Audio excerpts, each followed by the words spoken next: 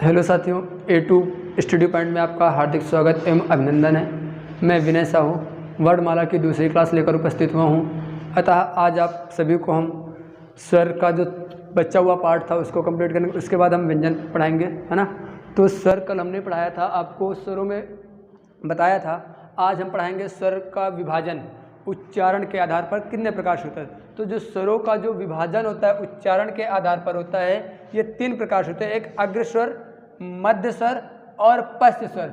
अग्र स्वर का मतलब होता है जो स्वर मुख के आगे वाले हिस्से से बोले जाते हैं वो अग्र स्वर होते हैं। मध्य स्वर मतलब जो मुख के मध्य भाग से बोले जाते हैं मध्य स्वर होता है। और पश्च सिरा मतलब जो पश्च स्वर जो हम मुख के पश्च सिरे से यानी पिछले सिरे से यहाँ से बोलते हैं उसे हम पश्च स्वर कहते हैं। तो जो अग्र स्वरों की संख्या होती है वो आपके पास 4 होती है। क्वेश्चन सीधे सीधे आता है कि अग्र स्वरों की संख्या कितनी होती है, तो अग्र स्वरों की संख्या 4 होती है। कौन कौन सी होती है? छोटी ई, बड़ी ई, ए, ऐ। यानी यहाँ पर अग्र स्वर, अब वो पूछ लेगा क्वेश्चन आता निम्नलिखित में से कौन सा अग्र स्वर है कौन सा नहीं है, तो आपको इन चारों को ध्यान लगाना है। छोटी, बड़ी, ए, ऐ। इसके बाद मध्य स्वर, मध्य स्वरों की संख्या 1 होती है। मध्य स्वरों की संख्या कितनी होती है? 1 होती है। कौन सी होती है? आ होता है। एक इकलौता अकेला छोटा आ है, वो कौन सा होता है? आ।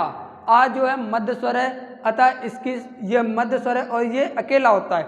उसके बाद आता है पश्च स्वर।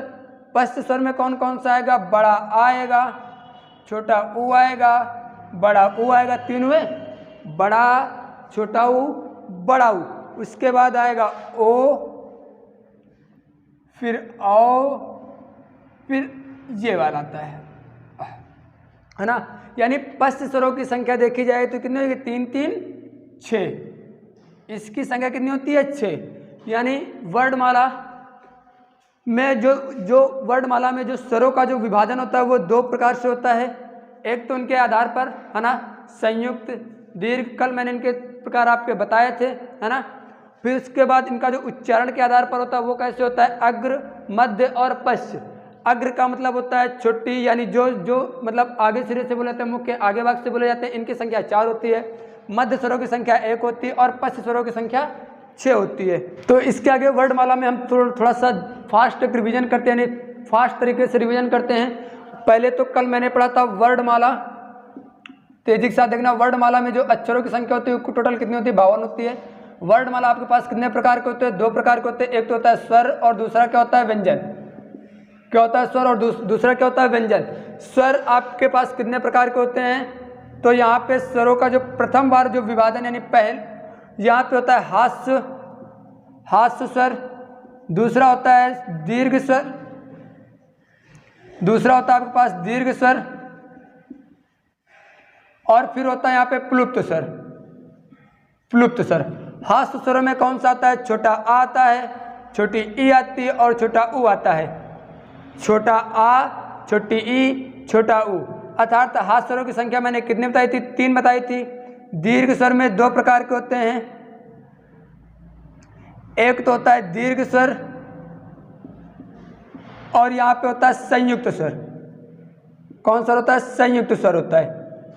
तो दीर्घ स्वरों में इनकी संख्या कितनी होती है? यहाँ पे होता है बड़ा आ, बड़ी ई और बड़ा ऊ। इनकी जो संख्या होती है वो होती है 3। यानी ये जो आ बनता था ये छोटा आ अर्थात बड़ा आ मिलके क्या बनेगा? आ प्लस छोटा आ मिलके क्या बनेगा? बड़ा आ बनेगा।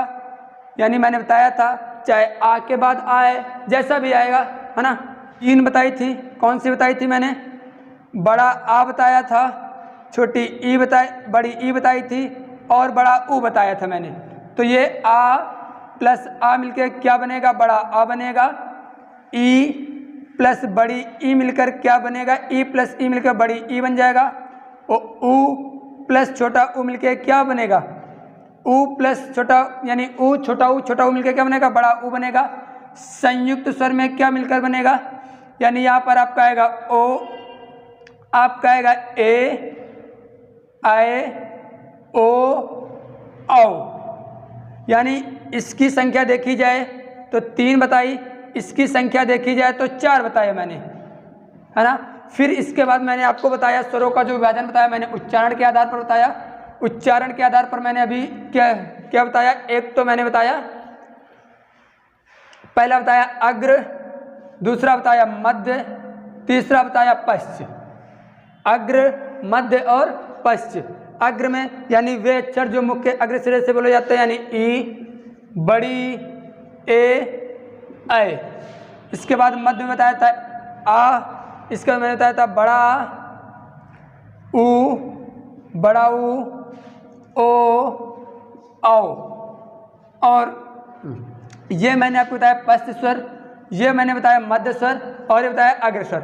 अग्र स्वरों की संख्या कितनी होती है, ये संख्या होती है 0 4, ये संख्या कितनी होती है 0 1 और ये संख्या कितनी होती है 3 3 6 0 6, है ना। तो ये वर्णमाला में आपका स्वर रहा।